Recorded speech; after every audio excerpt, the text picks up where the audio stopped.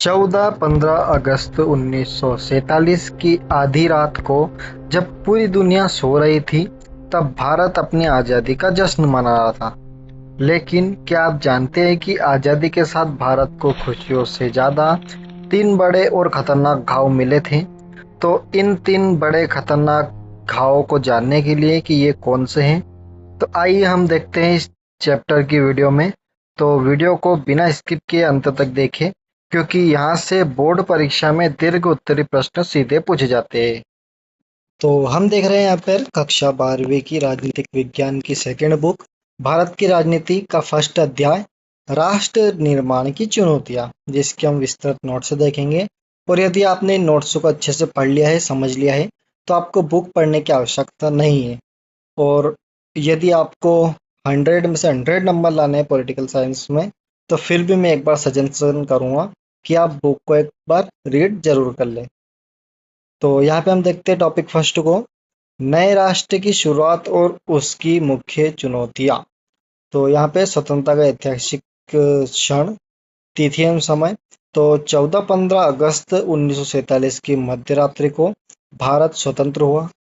यानी जो 14 और 15 अगस्त की जो मध्य रात्रि थी, उसमें भारत स्वतंत्र हुआ। और उसी के अगले दिन सुबह हम 15 अगस्त को स्वतंत्रता दिवस के रूप में मनाते हैं। भाग्यवधु से चिर प्रतीक्षित भेंट, यह एग्जाम में पूछा जाता है 2 नंबर से। तो यह भाषण था, इसके बारे में पढ़ते हैं हम। स्वतंत्र भारत के प्रथम प्रधानमंत्री पंडित जवाहरलाल नेहरू ने संविधान सभा के एक विशेष सत्र को संबोधित करते हुआ अपना प्रसिद्ध भाषण दिया, जिसे इतिहास में भाग्यवधु से चिर प्रतीक्षित भेंट या ट्रिस्ट विद डेस्टिनी के नाम से जाना जाता है। तो यह भी एग्जाम में पूछा जाता है कि ट्रिस्ट विद डेस्टिनी क्या है। तो इसका आंसर आप देख लीजिएगा। अगला है मुख्य दो सहमतियां, यानी जो आज़ादी के वक्त जब देश हमारा आज़ाद हो रहा था, तब दो सहमतियां कौन सी थी मुख्य, जिस पर सभी की सहमति थी, सभी लोगों की सहमति थी, सभी समुदाय की सहमति थी। तो ये जो सहमतियां थी कि स्वतंत्रता आंदोलन के दौरान ही दो मुख्य बातों पर सभी सहमति बन चुकी थी सभी की। तो फर्स्ट जो सहमति थी कि स्वतंत्रता के बाद भारत का शासन लोकतांत्रिक सरकार के माध्यम से चलाया जाएगा। यानी जैसे ही हमारा जो भारत स्वतंत्र होगा या स्वतंत्र हो चुका है, तो अब शासन जो है लोकतांत्रिक सरकार द्वारा चलाया जाएगा। सरकार समाज के सभी वर्गों, विशेषकर गरीबों और कमजोर वर्गों के भले के लिए काम करेगी। यानी जो सरकार है वो समाज के सभी वर्गों, यानी कोई भेदभाव नहीं करेगी, सभी वर्गों, विशेषकर गरीब और कमजोर वर्गों के भले के लिए काम करेगी। फिर अगला पॉइंट है हमारे पास कि स्वतंत्र भारत के सामने तीन मुख्य चुनौतियां थी। तो आइए देखते हैं कौन सी चुनौतियां थी तीन मुख्य। तो पहली चुनौती थी कि एकता के सूत्र में बांधने की चुनौती। यानी इतना विशाल भारत है, इसमें इतने राज्य है और इतनी बड़ी जनसंख्या है, तो इन सभी जो विशाल भूखंड वाले देश भारत को एकता के सूत्र में बांधने की थी। यानी पूरे देश को एक करने की चुनौती फर्स्ट। सेकंड थी कि लोकतंत्र की स्थापना की चुनौती। यानी जब देश आजाद हो चुका है अब, तो इसमें लोकतंत्र की स्थापना कैसे की जाए, लोकतंत्र सरकार कैसे बनाई जाए लोकतांत्रिक, इस की भी भारत में चुनौती थी। तीसरी चुनौती थी कि विकास की चुनौती। यानी जब अंग्रेजों ने इतने सालों तक राज किया, तो हमारा जो देश था भारत, वह बहुत कमजोर हो चुका था, उसकी आर्थिक दशा बहुत पिछड़ी हो चुकी थी। तो विकास की चुनौती भी आज़ादी के बाद हमारे देश के सामने आई। तो हम देखते हैं फर्स्ट चुनौती के बारे में कि विविधता में एकता स्थापित करना, यानी एकता के सूत्र में बांधने की चुनौती। भारत एक विशाल देश था, जहां विभिन्न भाषाओं, संस्कृतियों, धर्मों और जातियों के लोग रहते थे। सबसे बड़ी चिंता यह थी कि इतने विविध समाज को एक अखंड राष्ट्र के रूप में कैसे पिरोया जाए। उस समय देश के विभाजन के बाद कई लोगों का मानना था कि भारत अधिक समय तक एक देश के रूप में टिका नहीं रह पाएगा। यानी इतना बड़ा देश है, यहाँ पे विभिन्न भाषाएं हैं, संस्कृतियां हैं, विभिन्न तरह के धर्म हैं, जातियां हैं। तो कुछ देशों या कुछ लोगों का मानना था कि भारत आखिर कैसे एक हो जाएगा, और यदि हो भी गया एक तो कैसे यह लंबे समय तक एक रह पाएगा। तो यह जो चुनौती थी ये भी थी देश के सामने कि आखिर इतने बड़े देश को, जिसमें विभिन्न भाषाएं हैं, विभिन्न संस्कृतियां हैं, विभिन्न धर्म हैं, तो किस प्रकार एकता के सूत्र में बांधा जाए। दूसरी चुनौती की डिटेल देखते हैं हम कि लोकतंत्र को स्थापित करना, यानी देश में लोकतांत्रिक सरकार का निर्माण करना, लोकतंत्र को स्थापित करना। भारत ने संसदीय शासन प्रणाली और सार्वभौमिक वयस्क मताधिकार को अपनाया। यानी जो भारत है उसने संसदीय शासन प्रणाली अपनाई। संसद के 3 अंग होते हैं, लोकसभा, राज्यसभा और राष्ट्रपति। और सार्वभौमिक वयस्क मताधिकार को अपनाया। सार्वभौमिक वयस्क मताधिकार अधिकार यानी 18 वर्ष से ऊपर वाले सभी वयस्क समझदार व्यक्तियों को वोट डालने का अधिकार है, चाहे वह किसी भी धर्म, जाति और संप्रदाय से क्यों ना हो। केवल संविधान लिख देना ही काफी नहीं था, लोकतांत्रिक मूल्यों, संस्थाओं और चुनाव प्रक्रिया को व्यवहारिक रूप में लागू करना सबसे बड़ी परीक्षा थी। अगली चुनौती है संपूर्ण समाज का विकास और कल्याण सुनिश्चित करना। संविधान में स्पष्ट रूप से समानता का अधिकार दिया गया और राज्य के नीति निर्देशक तत्वों के तहत जन कल्याण के लक्ष्य तय किए गए। मुख्य काम गरीबी, भुखमरी, अशिक्षा को दूर करना और आर्थिक विकास के लिए नीतियां बनाना था। यानी जो विकास की चुनौती थी, इसमें जो हमारा देश गरीबी में रह रहा था, यहाँ पे भुखमरी आ रही थी, अशिक्षा थी, लोग अनपढ़ थे, तो आर्थिक विकास के लिए नीतियां बनाना भी तीसरी महत्वपूर्ण चुनौती थी। तो विशेषकर 3 मुख्य चुनौती थी जो कि भारत की आज़ादी के समय सामने आई, आज़ादी के बाद सामने आई।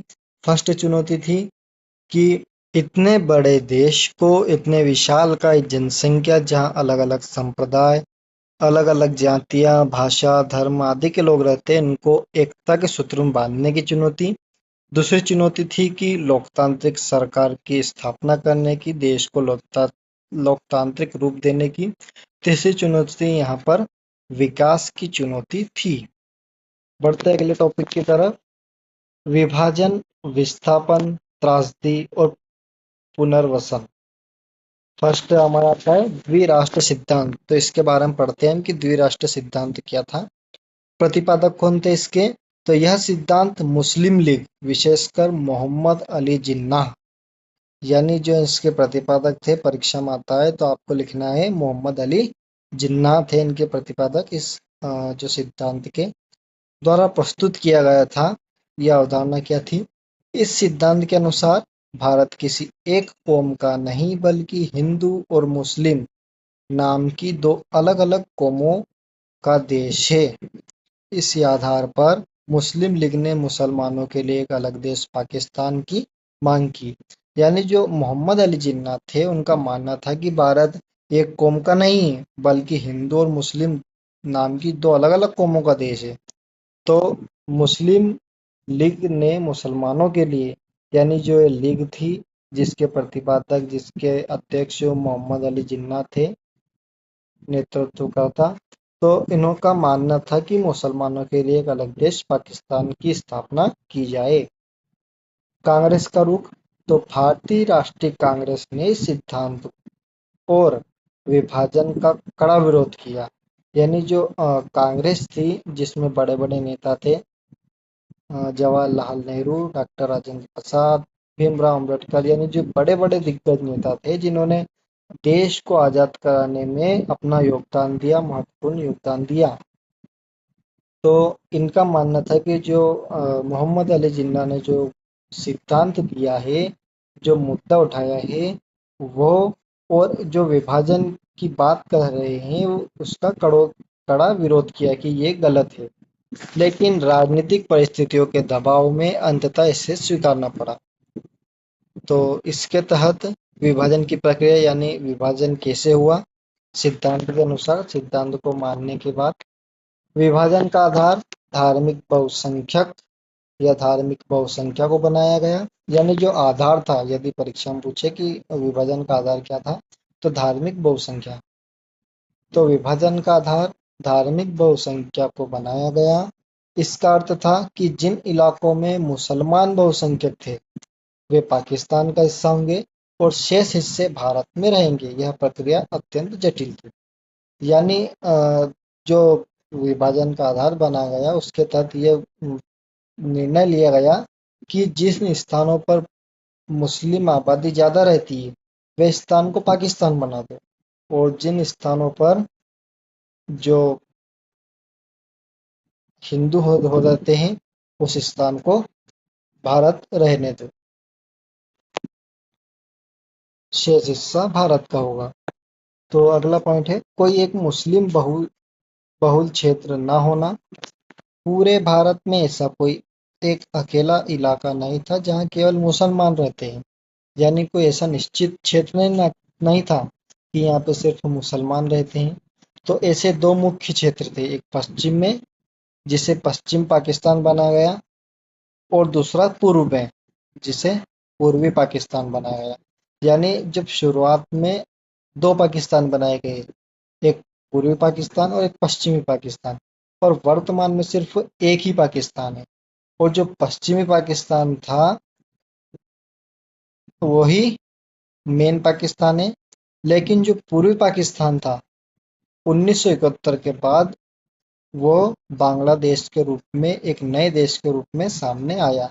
तो वर्तमान में जो पूर्वी पाकिस्तान है वह बांग्लादेश बन चुका है, एक अलग स्वतंत्र राष्ट्र बांग्लादेश के रूप में सामने आया है। अगला पॉइंट देखते हैं कि मुस्लिम आबादी की अनिच्छा, यानी जो इच्छा नहीं थी, मुस्लिम आबादी की अनिच्छा थी, क्या थी? सभी मुस्लिम बहुल इलाके पाकिस्तान में शामिल नहीं होना चाहते थे। उदाहरण के लिए उत्तर पश्चिम सीमा प्रांत के नेता खान अब्दुल गफ्फार खान, जिन्हें सीमांत गांधी के नाम से जाना जाता है, ये ऑब्जेक्टिव में आ चुका है कि सीमांत गांधी के नाम से किन्हें जाना जाता है, तो खान अब्दुल गफ्फार खान को, ने द्विराष्ट्र सिद्धांत का कड़ा विरोध किया था, लेकिन उनकी आवाज को अनदेखा कर दिया। यानी जो द्विराष्ट्र सिद्धांत दिया था मोहम्मद अली जिन्ना ने, इन्होंने, जो नेता थे उत्तर पश्चिम सीमा प्रांत के खान अब्दुल गफ्फार खान, इन्होंने उस सिद्धांत का कड़ा विरोध किया, पर इनकी आवाज को दबा दिया गया, इनकी आवाज का अनदेखा कर दिया गया। पंजाब बंगाल की समस्या, तो जो विभाजन हुआ था इससे पंजाब और बंगाल को बहुत नुकसान झेलना पड़ा, इनकी समस्या बनकर सामने आई। पंजाब और बंगाल ऐसे दो प्रांत थे जहां बहुत बड़े हिस्सों में हिंदू और मुस्लिम आबादी लगभग बराबर थी। अंततः इनका विभाजन जिला या उससे निचले स्तर के प्रशासनिक स्तर पर किया गया, जिससे लाखों लोगों को अंतिम समय तक यह पता नहीं चला था कि वे भारत में हैं या पाकिस्तान। यानी जो विभाजन हुआ, सबसे ज्यादा जो नुकसान झेलना पड़ा जिन राज्यों को, वो है पंजाब और बंगाल। अगला है हमारा विभाजन के भयानक परिणाम, यानी विभाजन हो चुका है, परिणाम क्या सामने आए? तो विभाजन केवल भूभाग का बंटवारा नहीं था, बल्कि यह दिलों का बंटवारा और मानव इतिहास का सबसे बड़ा आकस्मिक, त्रासदीपूर्ण और दर्दनाक विस्थापन था। यानी आपको पता ही है कि कैसे, किस प्रकार पाकिस्तान की तरफ से भारत में रेल भर भर कर हिंदुओं को काटकर भेजा गया था। तो आप देख सकते हैं, उस माहौल को अपने अंदर महसूस कर सकते हैं कि कितनी त्रासदीपूर्ण और दर्दनाक यह विस्थापन रहा होगा। अगला है सांप्रदायिक हिंसा। लाहौर, अमृतसर और कोलकाता जैसे शहर सांप्रदायिक अखाड़ों में बदल गए।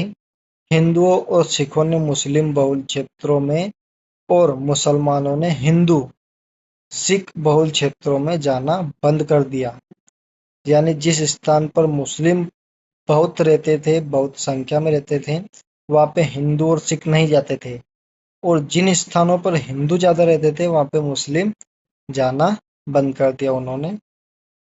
विस्थापन और शरणार्थी की समस्या, यानी विस्थापन हो चुका है, अब शरणार्थी की समस्या आने लगी सामने।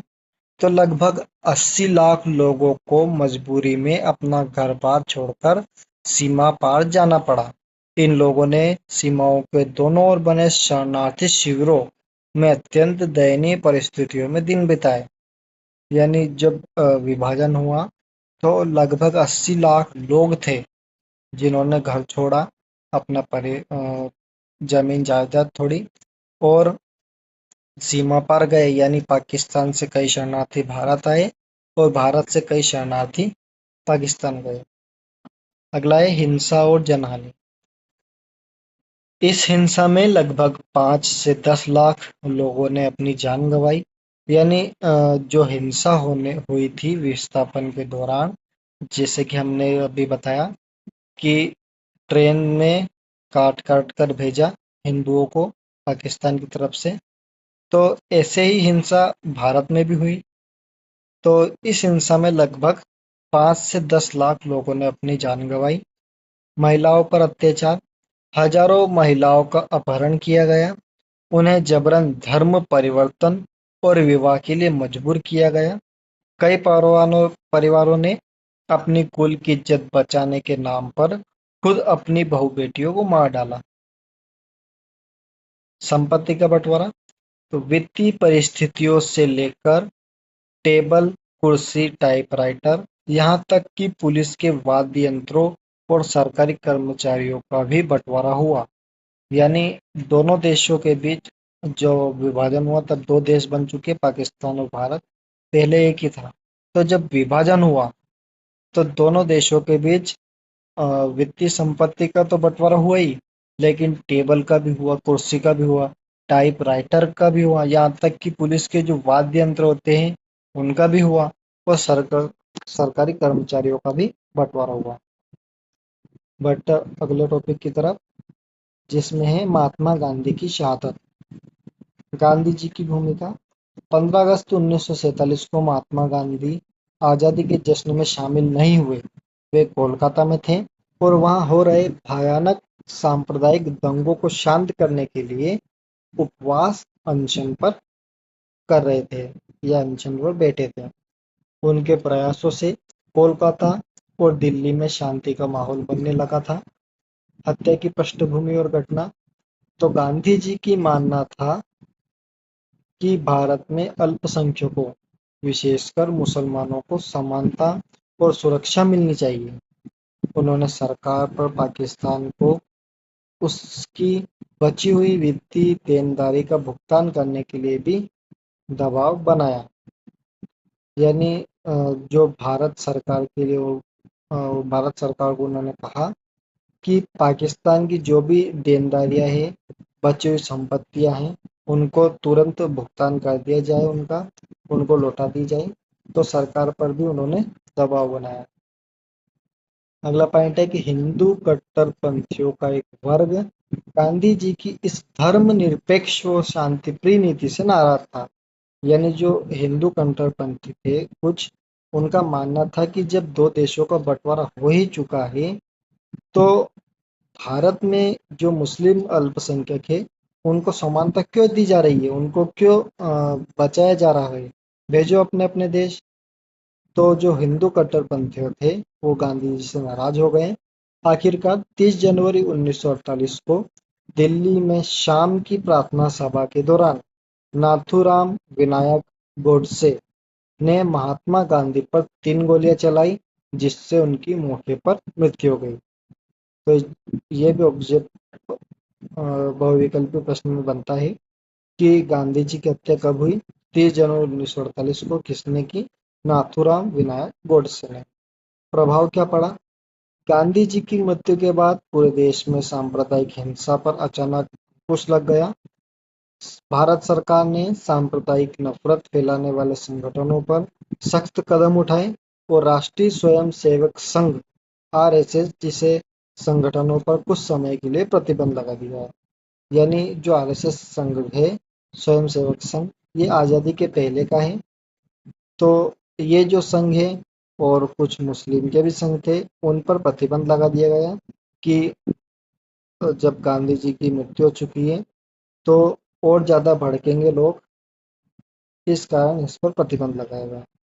तो वीडियो अधिक लंबी हो जाने के कारण मैं इस वीडियो को पार्ट में विभाजित कर रहा हूँ। सो वीडियो अच्छी लगे तो वीडियो को लाइक, चैनल को सब्सक्राइब एंड दोस्तों के साथ शेयर जरूर करें। Thanks for watching. मिलते हैं अगली वीडियो में, तब तक के लिए जय हिंद जय भारत।